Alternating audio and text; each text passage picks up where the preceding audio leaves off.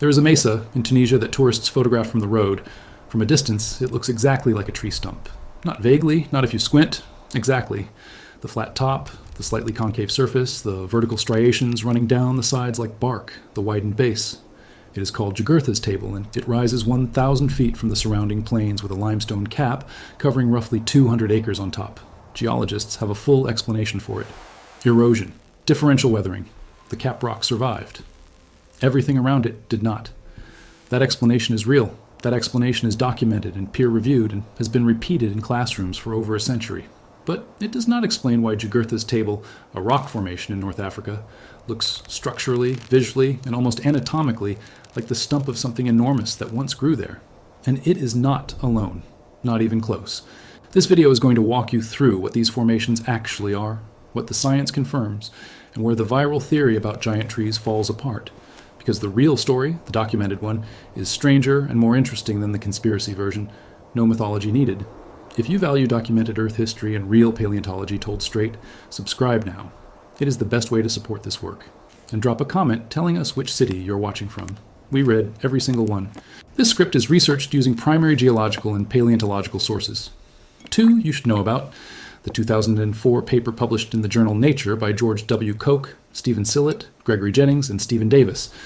The Limits to Tree Height, volume 428, pages 851 to 854, which calculated the maximum possible height of any tree using hydraulic physics. And the 2012 study published in the journal Nature by William Stein of Binghamton University and Christopher Berry of Cardiff University. Surprisingly, complex community, discovered in the mid-Devonian fossil forest at Gilboa, volume 483, pages 78 to 81, which map the root systems of the oldest known trees ever found in North America. These are not popular science blogs. These are the receipts. Now back to the formations. Devil's Tower, northeastern Wyoming, Crook County. You probably know it from the film Close Encounters. What the film does not tell you is that geologists have been arguing about how this rock formed since the 1880s. It rises 386 meters above the valley of the Belle Fourche River. Its top plateau measures 90 meters by 55 meters. Its base is elliptical, with axes measuring 304 meters north to south and 228 meters east to west. And it is covered from roughly 70 meters below the top all the way down in columns, hundreds of them. Polygonal, mostly hexagonal, some reaching 10 feet across. The ranger literature calls them columns. The talus debris piled at the base, the broken pieces that have fallen off over thousands of years, the rangers call those logs. That is not a conspiracy. That is the official National Park Service terminology. The rock itself is phonolite porphyry, igneous. It intruded into the surrounding sedimentary layers, sandstone, shale, gypsum of the Spearfish and Sundance formations, roughly 40.5 million years ago, according to potassium-argon dating published by W.A. Bassett in Science in 1961. The sedimentary rock eroded. The harder phonolite did not. What you see today is the core of something that was once buried. The hexagonal columns formed because when magma cools, it contracts. Contraction creates stress fractures. Those fractures propagate inward from the cooling surface, and the geometry of 3 intersecting fractures at 120 degrees produces a 6-sided polygon. This is called columnar jointing. It is documented everywhere on Earth, from Giant's Causeway in Northern Ireland to Svartifoss Waterfall in Iceland to the Devil's Post Pile in California.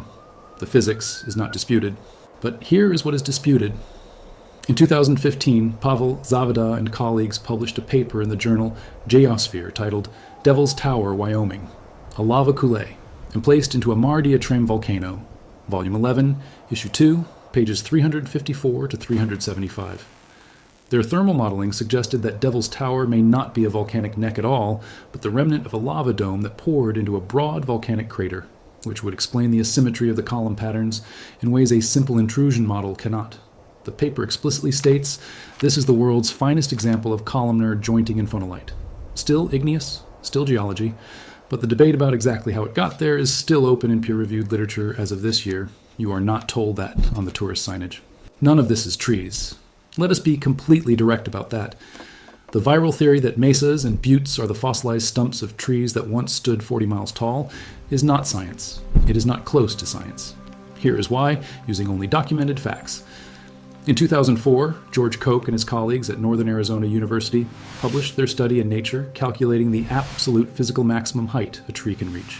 They studied coast redwoods, sequoia sempervirens, In Northern California, including Hyperion, the tallest known living tree on Earth at 112.7 meters, roughly 370 feet tall. Their regression analysis of leaf water stress, gravitational pressure, and hydraulic path length resistance concluded the theoretical maximum height for any tree on Earth is between 122 and 130 meters. That is about 425 feet. That is the ceiling. That is the hard biological limit imposed by the physics of water moving through xylem under tension. Devil's Tower alone rises 386 meters above its base. That is more than 3 times the maximum possible height of any tree. The idea that it is a stump assumes the full tree once stood over 1,200 meters tall, roughly 4,000 feet. The water required to reach leaves at that altitude would need to travel against a gravitational gradient so steep that the xylem would cavitate and collapse long before approaching that height. The physics does not bend. The number does not change. And then there is Mars. Mesas exist on Mars. The same flat-topped, steep-sided, erosion-carved formations appear in the Martian lowlands and in the transitional region geologists call fretted terrain, photographed by rovers and orbiters across decades of missions. Mars has no confirmed evidence of life. Mars has mesas anyway, because mesas form through differential erosion, not through biology. When a plateau of horizontally layered rock sits under wind and water and time, the resistant caprock protects the layers beneath it. The softer rock around it crumbles. The resistant section stands. Eventually it isolates. It becomes a mesa. The mesa erodes further. It becomes a butte. The butte erodes further. It becomes a pinnacle. This sequence, plateau to mesa to butte to pinnacle, is described in the foundational geological literature going back to William Morris Davis in the late 19th century. It is observable on 2 planets simultaneously. The Grand Mesa in Colorado, the largest flat-topped mountain in the world, covers roughly 500 square miles and stretches for 40 miles. It is capped by a basalt lava flow that protected the sedimentary layers underneath it. The lava flowed across the landscape roughly 10 million years ago. The softer rock around it eroded. The lava cap did not. What you have today is not a biological structure. It is a preserved remnant of the original landscape level, sitting above the valleys that formed around it. The Colorado Plateau erodes at a rate of roughly 500 vertical feet per million years. Do the math, and you understand the timescale. The formations are old, very old, but old does not mean alive. If this kind of deep Earth history and real paleontology is what you came for, subscribe right now. It is the best way to support the work, and comment below with your city. We want to know where in the world you're watching from. Now back to what is real and strange and documented. Here is where it gets genuinely interesting, because there was a time in Earth's history when something that looked disturbingly like a giant biological column dominated the landscape. It was not a tree. It is not what the viral videos claim. But it is real, it is documented, and most people have never heard of it. Between 420 million and 360 million years ago, during the Devonian period, the tallest living thing on Earth was something called Prototaxites. Not a tree, not a fungus, as was assumed for most of the 20th century. A 2026 study published in Science Advances by Sandy Hetherington at the University of Edinburgh and colleagues, using specimens from the Rhynie Chert in Scotland, a fossil site 400 million years old, concluded that Prototaxites belong to an entirely extinct branch of complex life with no modern descendants. Not a plant, not a fungus, not an animal, something else. A lineage that ran its course and vanished completely. Prototaxite specimens reached 8.8 meters, just under 29 feet, in height. Their diameter reached 1 meter across. They formed trunk-like structures that spread slightly at the base, like a stump connected to unpreserved root-like structures. Fossils have been found in Canada's Gaspé Peninsula, Nova Scotia, Scotland, Germany, Saudi Arabia, Australia, and the United States. When they were alive, the tallest plants on land reached only a few feet tall. Prototaxites stood over everything. It was Earth's first skyscraper, and we still cannot fully classify it. The chemical analysis that initially assigned prototaxates to fungi found that its carbon isotope ratios differed from all contemporary plants. But the 2026 Rhynie Chert study found that the organism lacked chitin, the key structural compound in all known fungi, while its chemical signature more closely resembled lignin, the compound that makes plants woody. Its internal tubes branched and reconnected in patterns never observed in any known fungal structure. The conclusion, Prototaxites was something the modern world has no category for. It dominated the land from the Silurian into the Devonian, disappeared by roughly 360 million years ago, and left no descendants anywhere. The extinction of an entire branch of complex life, erased before trees even evolved into their mature form. The actual first true forests arrived in the Middle Devonian. In December 2019, a study led by William Stein and Christopher Berry, published in the journal Current Biology, announced the world's oldest known forest had been found in an abandoned quarry in Cairo, Greene County, New York, roughly 2 hours north of New York City. The forest dated to 385 million years ago. The quarry floor, roughly half the size of an American football field, preserved a horizontal cross-section of ancient soil just below where the trees once stood. The root systems of Archaeopteris trees spread 11 meters wide in horizontal radial patterns. Some root fossils reached 15 centimeters in diameter. The Cairo forest pushed back the previously accepted oldest forest, the Gilboa fossil forest in Schoharie County, New York, roughly 40 kilometers away, by 2 to 3 million years. The Gilboa trees, Geospermatopteris, were first discovered during a catastrophic flood in 1869. More stumps emerged in 1920 when the Gilboa Dam was built and the town itself was bought and flooded to create a reservoir for Manhattan, a fact the residents of Old Gilboa found considerably less romantic than paleontologists did. The dam construction turned up hundreds of Eospermatopteris stumps. Several were shipped to museums around the world before New York State could claim them. The Gilboa trees looked something like a palm crossed with a tree fern. They reached 10 meters tall. They did not produce wood. Their root systems formed bowl-shaped depressions up to nearly 2 meters in diameter, surrounded by thousands of root tendrils visible in the fossil soil. The Cairo trees, Archaeopteris, were different. They had woody roots. They had leaves. They reached roughly 20 meters tall, perhaps 65 feet, with trunks up to 5 feet across. These were the trees that pulled enough carbon dioxide from the atmosphere to cool the entire planet, contributing to the Devonian extinction event around 359 million years ago. They transformed Earth's climate and then vanished from the fossil record.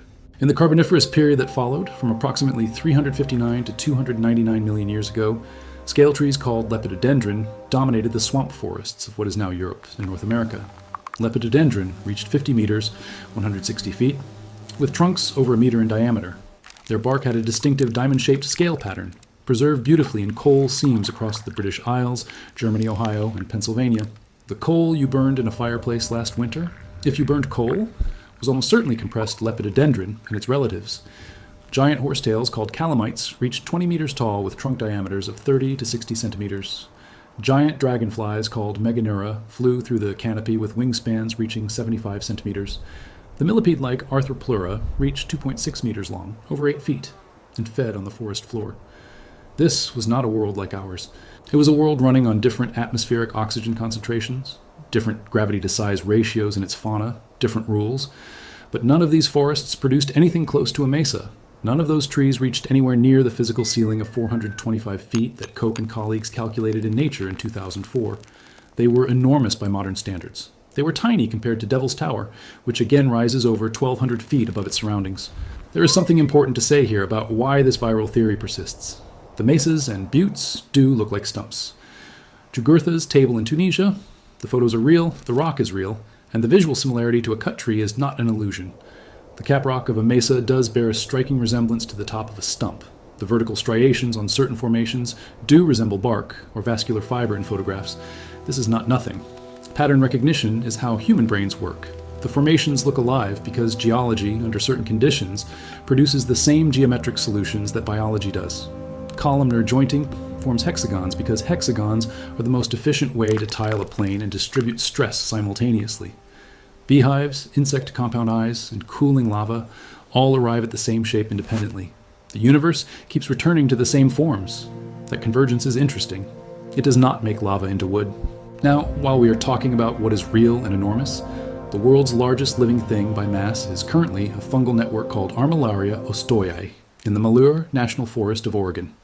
It covers approximately 2,385 acres, over 3,700 square miles of forest understory, and is estimated to be somewhere between 2,400 and 8,650 years old, based on ring counts and genetic analysis published in 2003. The thing directly below your feet in a Douglas fir forest may be part of an organism the size of a small city. It has no stump. You cannot photograph it from a road. You cannot point at it on a satellite map and say, there. But it is there, living. Right now, invisible and vast and real. What we actually know about Earth's deep biological history is already more astonishing than any conspiracy requires it to be. A completely unknown branch of complex life towered over the Devonian landscape for 60 million years and left nothing behind but fossils no one could classify. The first forests were drowned, fossilized, and buried under a reservoir built to supply water to Manhattan. The coal that powered the Industrial Revolution is compressed wood from trees that evolved from and caused an ice age and died. before the first land vertebrate took a step. That is the documented version. That is what the receipts say. Now for the final thing, and pay attention here because this changes how you read the landscape. In 2012, when Stein and Berry published their Gilboa mapping study in Nature, they found something they had not expected. Buried in the same fossil soil horizon as the familiar Eospermatopterus stumps was a large example of an arborescent Lycopsidae, a club moss tree. This is the family that would dominate the Carboniferous swamps 50 million years later as Lepidodendron. Finding it this early, in a Devonian forest previously thought to contain only 2 types of trees, extended the known range of this lineage by millions of years. It meant the evolutionary origin of the entire Carboniferous coal forest ecosystem was already present, waiting, documented in a small town in upstate New York under a reservoir found by a paleontologist named Winifred Goldring in the 1920s, the first woman to hold the title of state paleontologist in the United States, who spent decades making sure nobody forgot what was buried there. The stumps are still there, not mountains, not mesas. Real fossil tree stumps, meters across, sitting in the shale of Schoharie County. You can stand next to one. You can see the root scars. You can read the literature. Goldring published her first major description in 1924. She died in 1971. The quarry has been accessed, mapped, studied, and published in Nature twice since 2010. The Mesa theory says the biggest trees left the biggest stumps. The actual fossil record says the biggest trees left their stumps too, and we found them in New York. And they are 10 meters tall, and they change the atmosphere of the entire planet, and nobody made a viral video about them. That is not a miracle. That is just what evidence looks like when you actually go looking.